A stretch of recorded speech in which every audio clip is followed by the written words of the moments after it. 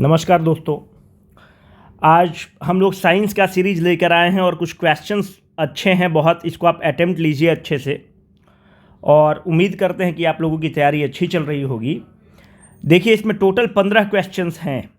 इस 15 क्वेश्चन में अगर कोई भी कैंडिडेट 6+ क्वेश्चन सही कर दे रहा है, क्योंकि दो क्वेश्चंस का स्टैंडर्ड बहुत अच्छे हैं, अगर 6+ आप क्वेश्चन सही कर दे रहे हैं तो you have a very strong chance that you will write the 67th वाला मेंस। ठीक है, this I will not take the credit of framing the questions have been framed by Anjali ma'am. She has worked earlier with the forum IAS and the IAS। तो एक third party का question है। कुछ topics ऐसे हैं जो हमने पहले अपने साइंस में करा रखे हैं, तो बहुत क्वेश्चन तो आपको वहाँ से लग जाएंगे। आप जैसे विटामिन्स वाला है, मिनरल्स वाला है, एलवाइज वाला है, फोटोसिंथेसिस है, बहुत चीज़ें हमने करा रखा है। तो वहाँ से भी जो पहले जो पुराने स्टूडेंट्स हैं, जो पुराने एस्पिरेंट्स हैं, they will be in position to answer those question. Let us start. कुछ नए क्वेश्चन है, बहुत अच्छे अच्छे क्वेश्चन है यार। देखो, ये क्वेश्चन जो फ्रेम किया गया है बहुत ही खूबसूरत क्वेश्चन है। मुझे one of the best question लगा, क्योंकि अगर आप देखें तो लगातार एल्बर्ट आइंस्टीन के बारे में पूछ रहा है कि एल्बर्ट आइंस्टीन को किस चीज़ के लिए मिला है नोबेल प्राइज़। एल्बर्ट आइंस्टीन को नोबेल प्राइज़ 1921 में मिलता है, पर एल्बर्ट आइंस्टीन एक साल डिले करके 1922 में इसको लेते हैं, वो अलग स्टोरी है। बट द फैक्ट इज कि एल्बर्ट आइंस्टीन को किस चीज़ के लिए मिला था? It was not given for the theory of the relativity और quantum physics, it was given for the photo electric effect. ये एल्बर्ट आइंस्टीन की मैं बात कर रहा हूँ। फोटो इलेक्ट्रिक इफेक्ट के चलते उनको मिला था, उसके खोज के लिए। तो भाई ये प्रश्न तो बहुत ही जेन्युइन बन जाता है कि भारत के CV रमन साहब जो हैं, इनको किस चीज़ के लिए मिला था Nobel prize. This is how the question shall be framed, I am telling you, है ना। फालतू नॉनसेंस क्वेश्चन पूछने से कोई फ़ायदा नहीं है। क्वेश्चन को अप्रिसिएट करिए। जब आप अप्रिसिएट करेंगे तो आप लर्न अच्छा करेंगे। तो देखिए, CV रमन साहब को ये एशिया के पहले व्यक्ति हैं, पूरे एशिया के पहले व्यक्ति हैं जिनको नोबेल प्राइज़ साइंस के लिए मिलता है। देखिए, नोबेल प्राइज़ तो रविंद्रनाथ टैगोर को 1913 में मिल ही चुका होता है। RN टैगोर साहब को लिटरेचर के लिए मिलता है, पर एशिया के पहले व्यक्ति हैं CV रमन जो नोबेल प्राइज़ साइंस के लिए मिलता है। हम आपको बताते चले कि ये जो CV रमन साहब हैं, ये एक अपना इंस्टीट्यूट भी बेंगलोर में खोलते हैं, और ये सब जो प्रोडक्ट्स हैं ये सब इंडियन इंस्टीट्यूट ऑफ साइंस के प्रोडक्ट हैं। वहाँ पे काम किए हैं या वहाँ पे रिसर्च कर रहे हैं। देश का सबसे अच्छा संस्थान IIT नहीं है टेक्नोलॉजी में, देश का सबसे अच्छा संस्थान IISc है, जो पहले टाटा इंस्टीट्यूट कहलाता था बेंगलोर में, उसका बाद में नाम बदल के इंडियन इंस्टीट्यूट ऑफ साइंस किया गया। हम लोग थोड़ा सा विषयांतर हो रहे हैं। पर देखिए, इनको कब मिलता है? 28 फरवरी को, इनके जन्म दिवस को हम लोग देश का नेशनल साइंस डे मनाते हैं। CV रमन को एक तरह से मतलब कॉमेमोरेट करते हैं, नेशनल साइंस डे मनाते हैं 28 फरवरी को। इनको कब मिलता है? 1930 में मिलता है। किस चीज़ के लिए मिलता है? He got it for the scattering of the light. Scattering of light बहुत इंपॉर्टेंट है और इस चीज़ के लिए मिलता है। यार, मेरे जहन से ये क्वेश्चन आपको आना चाहिए और ये प्रश्न पूछा जा सकता है आपसे। अब थोड़ा सा और हम लोग आगे बढ़ते हैं। बार बार टेलीग्राम ग्रुप में आप लोग बोल रहे हैं कि लाइट वाला कुछ बताइए, तो थोड़ा सा यहाँ से मैं रिलेट करता हूँ। देखो, intensity of scattering of light जो होता है वो inversely proportional to the lambda to the power 4 होता है। What is lambda? Lambda is wavelength. इस इनवर्स रिलेशनशिप का मतलब क्या होता है कि उल्टा रिलेशनशिप है। अगर लैम्डा का वैल्यू बढ़ेगा तो इंटेंसिटी ऑफ स्कैटरिंग घटेगा, अगर लैम्डा का वैल्यू घटेगा तो इंटेंसिटी ऑफ स्कैटरिंग बढ़ेगा। ये चीज़ पता होना चाहिए। What is wavelength? अगर आप एक वेव को बनाते हैं तो दो आइडेंटिकल पॉइंट का जो दूरी होता है उसको वेवलेंथ कहते हैं। ये आइडेंटिकल पॉइंट है, इस पे ये आइडेंटिकल पॉइंट है, इसको आप वेवलेंथ कहते हैं। लाइट एक इलेक्ट्रोमैग्नेटिक वेव है। मेरा कहने का मतलब है कि अगर आप डिस्पर्शन ऑफ लाइट में अगर आप थोड़ा सा देखें, वाइट लाइट जो है, विजिबल लाइट जब पास आप करते हैं प्रिज्म के थ्रू, तो आपको पता होगा इतना कि वो विवग्योर के रूप में टूटता है, वो अपने कंपोनेंट्स के रूप में टूटता है। अपने जो कंपोनेंट के रूप में एक विजिबल लाइट का टूटना ही डिस्पर्शन ऑफ लाइट कहलाता है। आपको बताते चले कि अगर आप एक बीम ऑफ लाइट को एक स्लिट से पास करते हैं तो बीम ऑफ लाइट का जो नेचर होता है, इस जो उसके बाद जो स्लिट वगैरह से, होल्स वगैरह से जो पास करने के बाद जो लाइट का नेचर है, that is called the diffraction of the light. So there has to be a clear cut understanding between what is the dispersion of the light and what is the diffraction of the light. अब देखिए, जो dispersion of light होता है वो 7 component में टूट रहा है विवग्योर के रूप में। आपको पता होना चाहिए कि जो वायलेट है, इसका सबसे कम वेवलेंथ है। जो लाल है इसका सबसे ज़्यादा वेवलेंथ है। जब सबसे ज़्यादा वेवलेंथ है तो अभी हमने आपको बताया कि आई जो है inversely proportional to the lambda to the power 4 है। इसका मतलब कि लैम्डा जो है सबसे कम वायलेट का है, 2 पे इंडिगो का है और 3 पर ब्लू पे है, तो सबसे कम वायलेट का है। तो सबसे ज़्यादा स्कैटरिंग ऑफ लाइट किसका होगा? वायलेट कलर का होगा। अब देखिए सूर्य यहाँ पर है, सूर्य की किरणें ऐसे आ रही हैं, यहाँ पर एटमॉस्फेयर है। एटमॉस्फेयर में क्या है? गैस पार्टिकल है, हाइड्रोजन है, नाइट्रोजन है, आर्गन है, डस्ट पार्टिकल है। जब सूर्य की किरणें इन पार्टिकल पे पड़ती हैं तो ये पार्टिकल्स उस लाइट को क्या करता है? स्कैटर करना स्टार्ट करता है। जब स्कैटर लाइट आते हैं तो हमारी आंख को पड़ता है और हम लोग उसी को देखते हैं। अब यहाँ पर देखिए मामला क्या फंस रहा है। स्काई का कलर क्या है? ब्लू है, ठीक है, स्काई ब्लू कलर का है। अब यहां पर देखिए कि सबसे ज्यादा स्कैटरिंग किस लाइट का होगा? वायलेट लाइट का सबसे ज्यादा स्कैटरिंग है, इंडिगो लाइट का सबसे ज्यादा स्कैटरिंग है। मेरा यह कहना है कि स्काई ब्लू कलर क्यों के कलर ब्लू क्यों है? मेरा इसका आंसर है स्कैटरिंग ऑफ लाइट। पर अब होशियार लड़का हमको यहां पर काउंटर कर देगा। होशियार लड़का हमको ये काउंटर करेगा कि साहब स्काई का तो कलर वायलेट होना चाहिए, वायलेट नहीं होता तो इंडिगो होता, पर ब्लू क्यों हो रहा है? क्योंकि सबसे कम तो वायलेट का है। जब वायलेट का सबसे कम है तो सबसे ज़्यादा स्कैटरिंग वायलेट का होगा। पर मेरे दोस्त यहां पर ध्यान रखो, विबग्योर हम आपसे एकदम सहमत हैं। अब यहां पर अंडरस्टैंडिंग देखो, विबग्योर का सबसे ज़्यादा मानते हैं कि स्कैटरिंग हो रहा है, मानते हैं कि 100% स्कैटरिंग हो रहा है विबग्योर का। रेट ऑफ स्कैटरिंग इंडिगो का वायलेट से कम होगा इस फार्मूला के हिसाब से, क्योंकि इंडिगो का वेवलेंथ वायलेट से ज़्यादा है। अब देखो तो इसका मानते हैं कि 90% स्कैटरिंग हो रहा है। इसका मानते हैं कि ब्लू इससे कम होगा, 80% स्कैटरिंग हो रहा है। पर मेरा ये कहना है कि ये उदाहरण के तौर पर हम एक ले रहे हैं, समझाने के तौर पर, कि सनलाइट में 10 ग्राम ही वायलेट लाइट था, इंडिगो 10 ग्राम था, पर जो ब्लू कलर का लाइट था वो 1000 ग्राम था। तो 80% ही भले ही उसका स्कैटरिंग ऑफ द लाइट हो रहा है, पर अमाउंट आप देखिए कि कितना ज़्यादा हो रहा होगा। तो कहने का मतलब है कि yes, I do agree that the violet is having a more, violet will be scattered more in comparison to the indigo, it will be scattered more in comparison to the blue colour, but the amount of the blue colour in the visible light, the amount of the blue colour in the sunlight is more as compare to the violet light and the indigo light. Hence the आपका जो आसमान होता है वो scattering of the light के चलते blue colour का दिखता है। अब देखिए इस आसमान का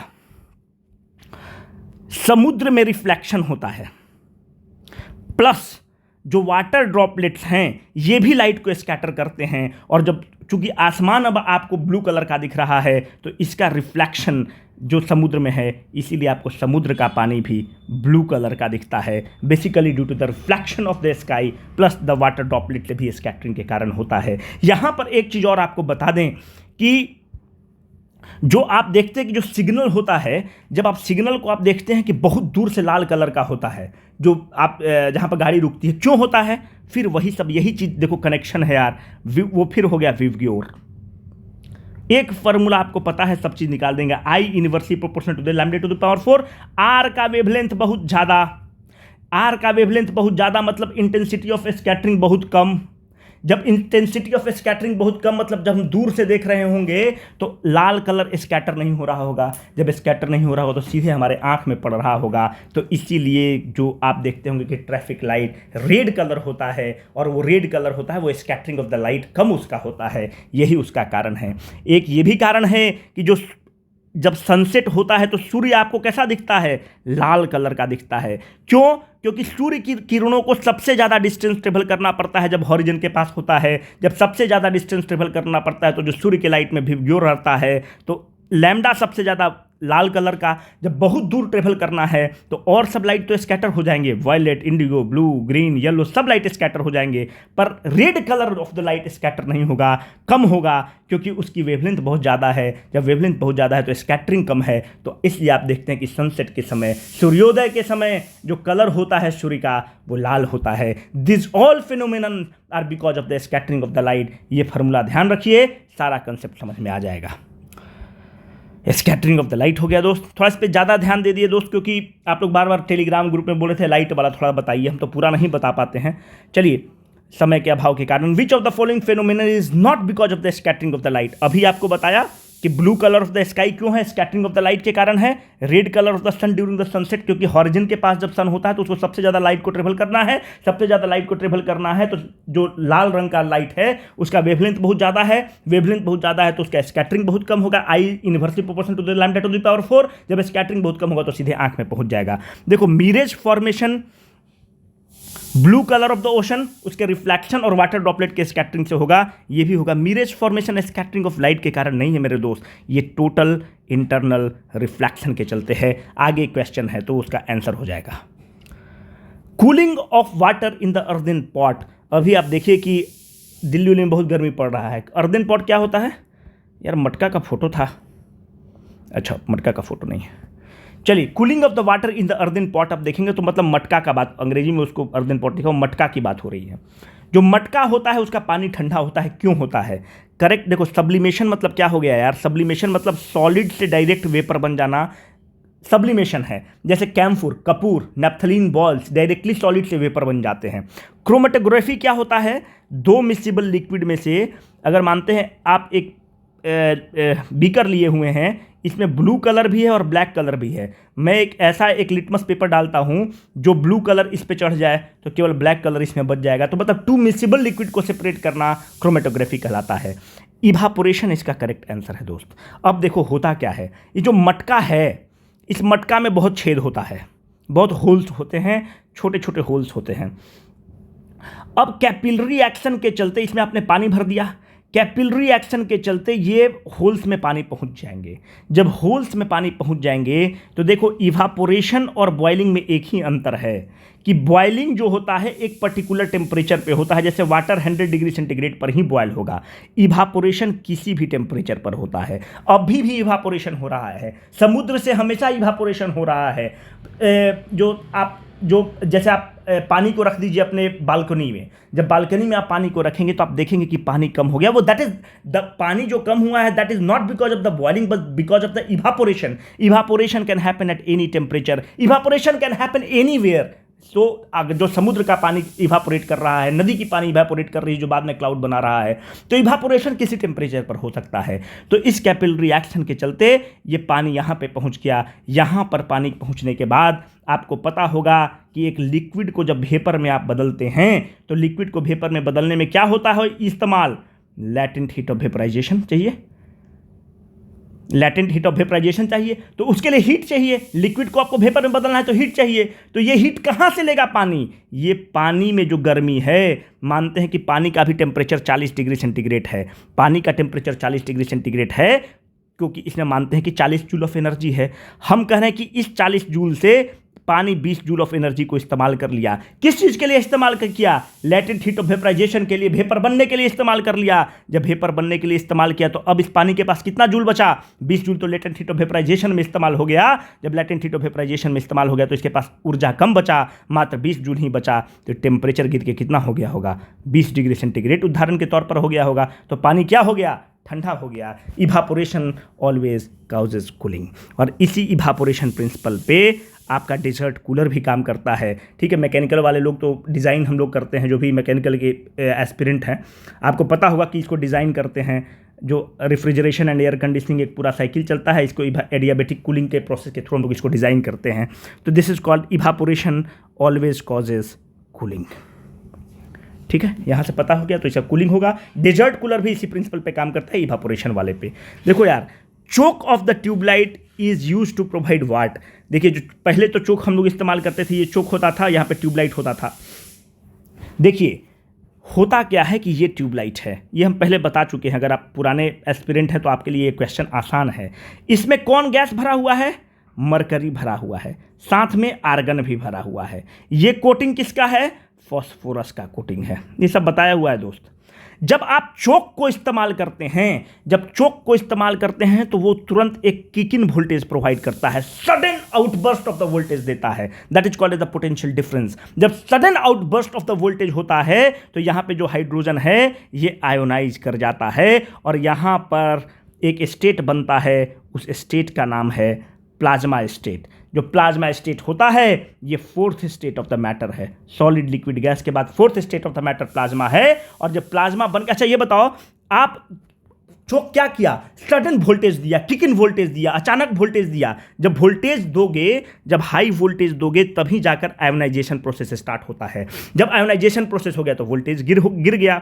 एक आपको पता होगा, power is equal to voltage into I. हम कह रहे हैं कि जब चोक इस्तेमाल किए तो वोल्टेज बढ़ गया, पर ये जो ट्यूबलाइट है इसका पावर तो फिक्स्ड है मेरे दोस्त, मानते हैं 120 वाट इसका पावर है। अचानक आपने वोल्टेज बढ़ा दिया, जब आपने मानते हैं कि उस समय जनरल वोल्टेज 12 है तो करंट का कितना जरूरत होगा, 12 दही है 120। हमने कहा कि पावर तो फिक्स्ड रहेगा, मरकरी का पावर तो नहीं बदलेगा ना, क्योंकि जो ट्यूबलाइट है उसका तो पावर फिक्स है कि 120 वाट ही पावर कंज्यूम करेगा। हमने अचानक इसका चोक के कारण वोल्टेज को बढ़ा दिया, 120 वोल्ट इसको मिल गया, तो करंट की कितनी जरूरत हो गई, 1 हो गया ना। अब भागा देंगे तो करंट 1 हो गया। तो कहने का मतलब है कि जब किक इन वोल्टेज आपने बढ़ा दिया तो करंट क्या हो गया, गिर गया ना। वही ऑप्शन में दिया हुआ है, high voltage initially true, low current true, correct answer is E. मेरा कहने का मतलब है, इस क्वेश्चन को लगता है कि उन्होंने इसलिए सेट किया था कि हाई वोल्टेज तो सबको पता होता है, पर P बराबर VI लगाकर वो लो करंट वाला भी आपको बताना चाहती होंगी मेरे समझ से, इसलिए इस क्वेश्चन को सेट किया गया है। इसका करेक्ट आंसर ई है। हाई वोल्टेज तो बहुत लोग आप लोग मारेंगे। अब देखिए फिफ्थ स्टेट ऑफ मैटर देख लो। Fourth state of the matter तो हो गया, fifth state of the matter हम पहले बता चुके हैं। Fifth state of the matter is Bose Einstein condensate. जो बोस आइंस्टीन कंडेंसेट है ये fifth state of the matter है। इसमें आप क्या करते हैं कि आप एक ऐसा गैस लेते हैं जिसका डेंसिटी बहुत कम होता है, and we treat that gas with a very low density at a super low temperature. The moment we do so, we get a state, and that state is called as the Bose-Einstein condensate, and that is considered as the fifth state of the matter. This will suffice. Which of the following phenomenon is not because of the total internal reflection? जो student पुराने हैं उनके लिए चमन्नी भर का सवाल है, बाकी लोग गलत कर दोगे। ठीक है, हमने पूरा मैथमेटिकल डेराइवेशन के साथ बताया है, इसको पूरा मैथमेटिक्स के साथ डेराइव किया है कि रेनबो में सब कुछ है पर टोटल इंटरनल रिफ्लेक्शन नहीं है। रेनबो में क्या है, रिफ्लेक्शन भी, रिफ्लेक्शन के चलते रेनबो का फॉर्मेशन हो रहा है, प्लस रिफ्रैक्शन के चलते रेनबो का फॉर्मेशन हो रहा है। पर रेनबो का फॉर्मेशन टोटल इंटरनल रिफ्लेक्शन के चलते नहीं हो रहा है, नहीं हो रहा है, नहीं हो रहा है। इसको हम लोग मैथमेटिकली डेराइव कर चुके हैं, कंफ्यूज मत रहिएगा। Mirage TIR, endoscope TIR, sparkling of the diamond TIR। देखो डायमंड इतना स्पार्कल क्यों करता है, पहला तो होता है कि जो टोटल इंटरनल रिफ्लेक्शन के लिए पहला कंडीशन ये है कि the light must pass from the denser medium to the rare medium. ठीक है, डेंसर मीडियम से रेयर मीडियम में लाइट को पास होना चाहिए। जब लाइट डेंसर से रेयर मीडियम पे पहुंचेगा, एक ऐसा पॉइंट पहुंचेगा जहां पे एयर रिफ्रैक्शन के बजाय अंदर ही रिफ्लेक्ट कर लेगा, और जब रिफ्लेक्ट करेगा तो जिस एंगल पर रिफ्लेक्ट करता है उसको हम टोटल इंटरनल रिफ्लेक्शन बोलते हैं, टोटल क्रिटिकल एंगल बोलते हैं, जिस पर रिफ्लेक्शन TIR होता है। ये सब बताया हुआ है पुराना वीडियो में, जाकर उसको चेक कर लीजिएगा। डायमंड देखिए, जितना कम क्रिटिकल एंगल होगा इसका मतलब उतना जल्दी टोटल इंटरनल रिफ्लेक्शन हो रहा है, जितना कम क्रिटिकल एंगल मतलब उतना जल्दी TIR हो रहा है। जब TIR हो रहा है, जैसे डायमंड के केस में आप देखेंगे तो 24.4 डिग्री है, अगर ग्लास के केस में आप देखेंगे तो 42 डिग्री है, एयर वाटर इंटरफेस के देखेंगे तो 48.6 डिग्री है। तो डायमंड के केस में मात्र 24.4 डिग्री पे टोटल इंटरनल रिफ्लेक्शन हो जा रहा है। तो बहुत आसानी से टोटल इंटरनल रिफ्लेक्शन हो जा रहा है मेरे दोस्त। जब बहुत जल्दी से टोटल इंटरनल रिफ्लेक्शन हो जाता है तो डायमंड बहुत स्पार्कल करता है, and this is because of the total internal reflection, and this is very important. Let me tell you one more thing. जो बबल होता है, एयर बबल होता, जो पानी में जो बबल्स होते हैं वो जो स्पार्कल करते हैं, that is also because of the total internal reflection plus interference of the light.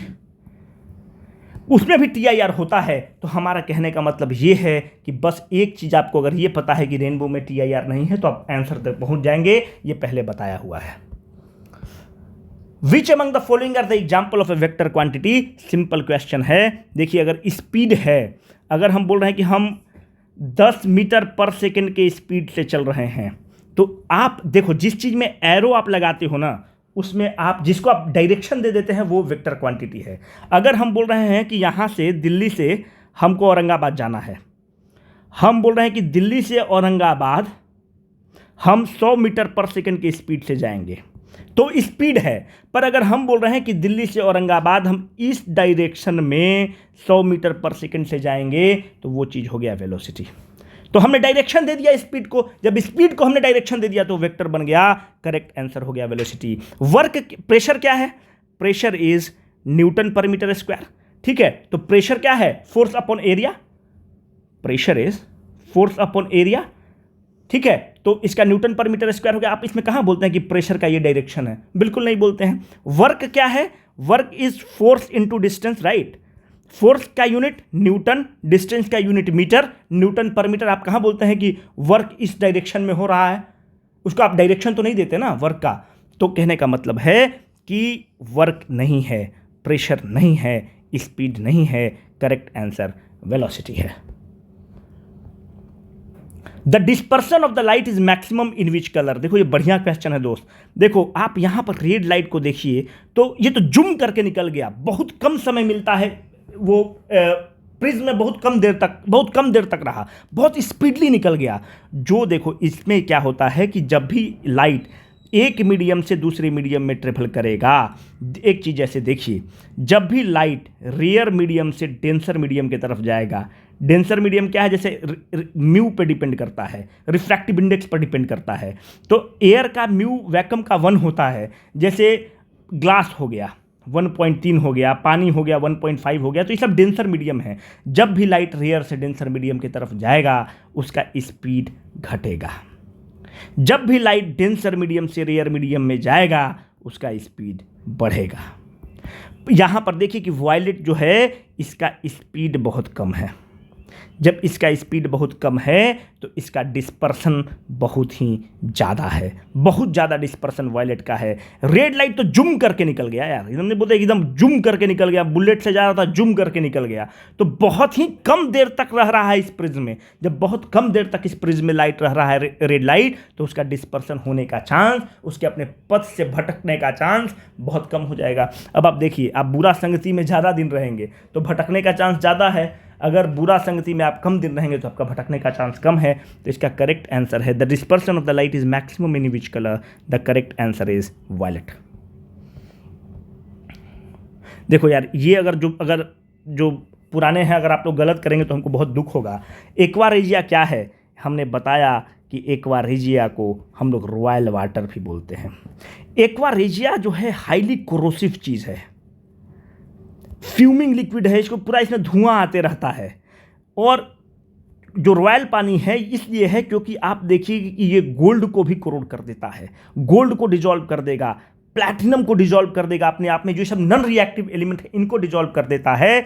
ये होता क्या है?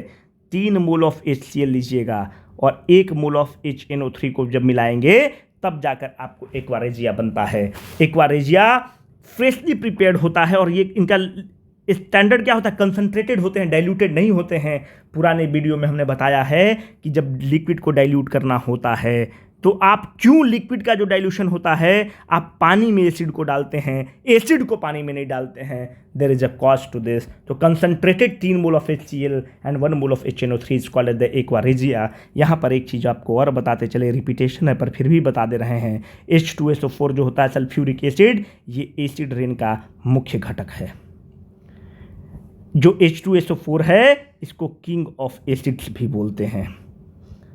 इसको सब बताया हुआ है पर क्या हम कहें, कुछ लोग नए जुड़े हुए हैं तो उनको बता दे रहे हैं। इसको मैटलिंग एसिड भी बोलते हैं। इसको इतना ज़्यादा इंडस्ट्रियल यूज होता है कि इसको किंग ऑफ एसिड्स भी बोलते हैं। इतना ज़्यादा इंडस्ट्रियल यूज है इसको वायल ऑफ विट्रियोल भी बोलते हैं। काफ़ी हो गया, अब नहीं बताएंगे।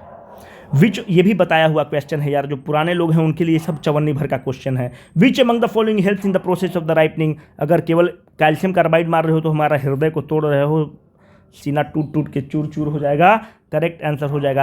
अच्छा ये बताओ, पुराना वीडियो देखो यार, उसमें हम लोग इतना ही पर नहीं डिस्कस किए हैं, सोडियम जैस्मोनेट पर भी डिस्कस किए हैं कि सोडियम जैस्मोनेट कैसे काम करता है। टेलीग्राम ग्रुप पे इस पर डिस्कशन पूरा चला है। देखो इथाइलिन को जो है, ethylene is called the fruit ripening hormone, ये सब बताया हुआ है। कैल्शियम कार्बाइड क्या करता है? इस हार्मोन का सिक्रीशन तेज करा देगा। जो भी आप आर्टिफिशियल जो चीज़ आप डाल रहे हैं, इस हार्मोन का सिक्रीशन ज़्यादा करा देगा, तो जो आपका फ्रूट है वो पक जाएगा। तो ये तो होना ही है, इथाइलिन तो होता ही है। Which among the following give the theory of the inheritance of the acquired character? मारो, इसको आप कहते हैं लमार्किज्म।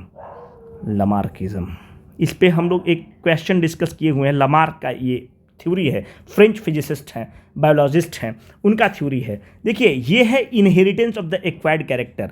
कुछ लोग कंफ्यूज हो जाएगा मेंडल से, ठीक है। अगर मेंडल, हाँ मेंडल तो ऑप्शन में है ही, मेंडल से कंफ्यूज हो जाएगा। अगर मेंडल मार रहे हो तो फिर भी यार आप सही ट्रैक पर हो। देखिए, मेंडल जो देते हैं लॉ ऑफ इनहेरिटेंस देते हैं, मेंडल का है लॉ ऑफ इनहेरिटेंस।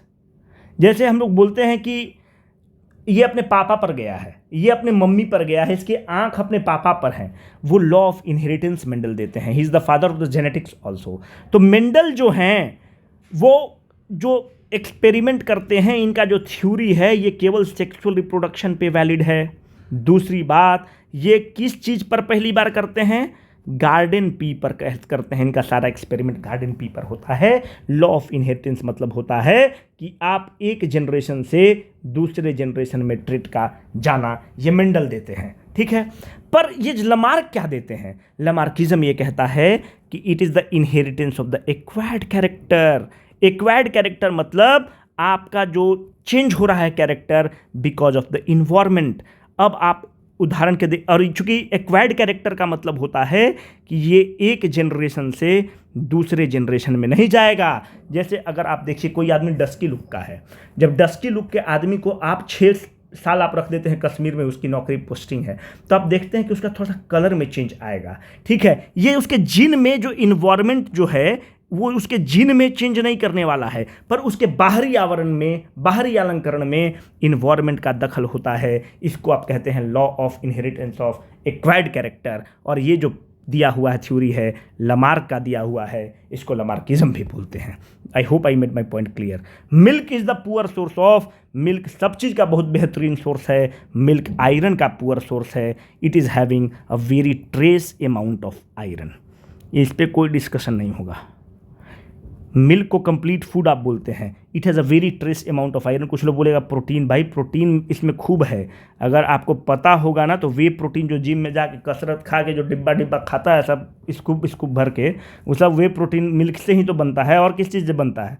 तो एक ग्रुप एर्गू करना स्टार्ट करेगा, फालतू का बेलॉजिकल बात करेगा, एकदम बेलॉजिकल बात है वो, ठीक है। विटामिन तो भरपूर होता है, मिनरल्स भरपूर होता है, प्रोटीन भी भरपूर होता है, वे प्रोटीन होता है। आयरन की उसमें डिफिशियंसी होती है, मतलब होता है, deficiency is not the right word, I big pardon. तो कहने का मतलब है आयरन उसमें ट्रेस अमाउंट में होता है, तो it is a poor source of iron. यार ये क्वेश्चन मतलब मैडम ने अगर बनाया है तो मतलब जो भी क्वेश्चन सेटर है मतलब बेहतरीन क्वेश्चन है। देखो, लाइट ईयर्स के बारे में बार बार क्वेश्चन पूछ रहा है कि लाइट ईयर किस चीज़ का यूनिट है, लगातार पूछ रहा है। तो light year is a unit of the distance. It is the time taken by the light to travel in 1 year. एक साल में कितना दूरी लाइट ट्रेवल करेगा, यही तो लाइट ईयर है। अब देखो, एक है 1 पार्सेक, हम लोग के पास तो ऑप्शन ई है। अगर पूछ दे कि विच among the following is the unit of the distance, ठीक है, तो आप लाइट ईयर केवल हिट करके आ जाएंगे। 1 पार्सेक जो होता है, देखो एस्ट्रोनॉमिकल यूनिट्स होते हैं ना, तो बहुत, भाई आप तो बोलेंगे लाइट तो बड़ा तेज मूव करता है, लाइट का स्पीड हो गया 3 × 10⁸ मीटर पर सेकेंड। तो यार एस्ट्रोनॉमिकल डिस्टेंस भी तो बहुत है, हजारों हजार लाखों लाख किलोमीटर उसको ट्रेवल करना होता है। तो 1 पार्सेक बराबर 3.26 लाइट ईयर। मतलब कहने का मतलब है कि 1 parsec is equal to 3.26 light year. तो अब मेरे दोस्त ये बताओ, जब light year is a unit of the distance, 1 parsec is a unit of the distance, तो अगर 1 पार्सेक दे देता है तो हम लोग ई ऑप्शन को हिट करेंगे, तो हमें एक नया जानकारी हो गया कि 1 पार्सेक जो है 3.26 लाइट ईयर होता है। फैक्चुअल है, पर फैक्चुअल के लिए तो हम लोग को तैयार रहना होगा ना। देखो, pH of the human blood बताया हुआ है, पूरा हम लिस्ट दिए हुए हैं। ह्यूमन ब्लड का पीएच 7.4 होता है, और यही जो पीएच है ये ह्यूमन बॉडी का भी होता है। कुछ और बता देते हैं, सलाइवा का पीएच कितना होता है, ये सारा वो लिस्ट है, उसी में से हम बता रहे हैं। मिल्क का पीएच कितना होता है, मिल्क का पीएच 6.4 होता है, एसिडिक होता है स्लाइटली। क्यों एसिडिक होता है? मिल्क में लैक्टिक एसिड है। सलाइवा जो होता है इसका पीएच भी एसिडिक है, 6.5। क्यों? आप रोटी खाए, कार्बोहाइड्रेट खाए, तो उसमें दुनिया भर का माइक्रोब्स है। तो माइक्रोब्स को पहला किलिंग मुंह में ही अंदर हो जाता है, जो बोलस बनता है उसी समय किलिंग होता है। तो इसीलिए उसका इन्वायरमेंट एसिडिक रहेगा, तो एसिड में ही तो मरेगा। ठीक है, जो यूरिन होता है, जो टॉयलेट होता है, उसका पीएच क्या है? एसिडिक है। जो दारू पीते हैं, जो ओल्ड मॉन्क वाला जो फैन ग्रुप है भाई, उसका बहुत हाईली पेट में एसिडिटी क्रिएट करता है, मत पिया करो। 2.8 एसिडिटी होता है, इसीलिए आप अगला दिन बोलते हैं कि पेट में जलन हो रहा है। भाई एसिड खाओगे तो क्या होगा? जलन नहीं देगा। The gland responsible for the tears is, इसमें कोई डिस्कशन की ज़रूरत नहीं है, ये बहुत ही एक फैक्ट बेस्ड क्वेश्चन है। जिसका लैक्रिमल ग्लैंड ज़्यादा काम करता है वो हर बात पे रोता है, और कुछ आदमी को रुलाई नहीं आता है तो उसका मतलब लैक्रिमल ग्लैंड का बड़ा मजबूत आदमी है, बहुत कम सेक्रेशन करता है। ठीक है, ये भी सुंदर क्वेश्चन है यार। इसका आंसर है कॉपर सल्फेट, CuSO4 डॉट। अच्छा ये बताइए, एक है CuSO4 डॉट, ये सब बताया हुआ है, .5H2O, ये क्या है? जो डॉट लगता है ना, इसको आप कहते हैं वाटर ऑफ द क्रिस्टलाइजेशन, सब बताया हुआ है यार। इसको आप बोलते हैं नीला थोथा। ठीक है, थोथा है, बोका नहीं है। ठीक है, तो CuSO4 जो है एक फंजीसाइड, एल्गीसाइड के रूप में इस्तेमाल होता है टैंक्स में, फिश में। दोस्तों कमेंट बॉक्स में ज़रूर बताइएगा कि कितना नंबर है। जब कोर्स लॉन्च करेंगे तो उस समय डिस्काउंट आप मांगेंगे तो फिर नहीं दिया जाएगा, जो कमेंट करेगा उसी को दिया जाएगा। ठीक है, होप आपकी पढ़ाई बहुत अच्छी चल रही होगी। झंडा गाड़ना है, जब तक फोड़ेंगे नहीं तब तक छोड़ेंगे नहीं, इस चीज़ को याद रखिए। बहुत बहुत धन्यवाद।